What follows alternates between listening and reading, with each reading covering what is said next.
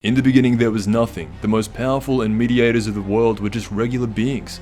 Back when the pinnacle of power was pushing rocks, there were no need for gods. Over time though, Goku would push past the boundaries of normal human limitations, and this allowed him to meet with the first ever deity type character once he climbed all the way to the top of this tower. At the top he was trained by Korin, and although it may not seem like it now, when he was first introduced, Korin was one of the strongest deities in Dragon Ball at the time. He was the first ever deity type character that was shown and opened up the doors for what's to come. Even still, his senzu beans are still used to this day.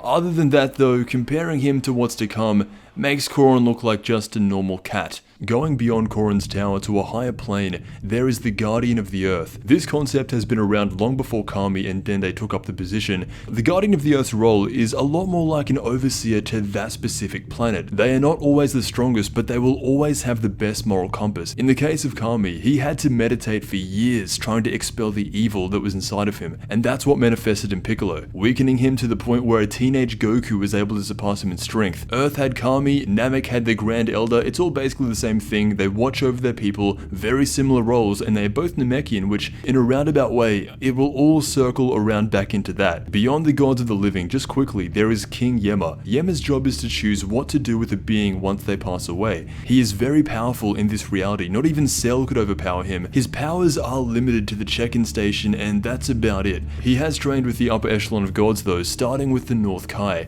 Everyone knows King Kai. He lives at the end of Snake Way. He and the other four Kais, north, south, east, and west, can oversee everything that happens in the four quadrants of Universe 7. He has decent fighting abilities, but he shares his prowess with the four other Kais of Universe 7. Above the north, south, east, and west Kai is the Supreme Kai, and now it's starting to get powerful. Although the Supreme Kai that is shown in Universe 7 in the early stages of the Buu Saga is actually one of the worst representations of how powerful these guys can be. They are beyond the normal Kais because they govern both the living and the dead. All realities in Universe 7 are looked over by the North, South, East, and West Supreme Kais, respectively. These Kais are so powerful that their own life force is tied to the God of Destruction of whichever universe they are in, meaning that if Goku fired off that energy he had pointed at the Supreme Kai in the Buu Saga, Beerus would have died right then and there. Speaking of Beerus, he is one level above. He is at the top of the god hierarchy. The God of Destruction is the most powerful god by far. They get their own angel, an entire universe to keep in balance, and for the most part they can do whatever they like. The gods of destruction are so powerful that the only rules they have is to not fight each other, because if they did,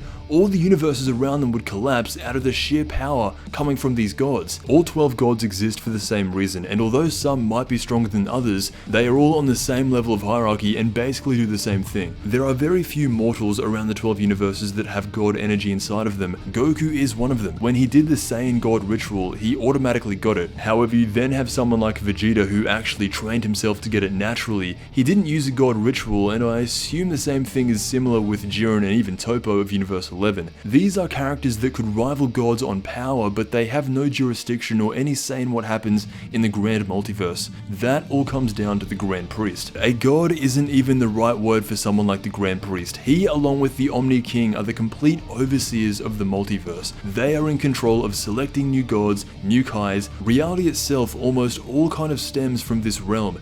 As of right now, it does not go higher than this. Secretly though, there is someone else who exists. The creator of Zalama, Super Shenron, and the Dragon Balls. Almost nothing is known about this, but to be able to create something that can grant any wish with no limitations, even going as far to restore erased universes by the Omni King, when information starts coming out about the original creator of the Dragon Balls, that is the only being that would go beyond the Omni King.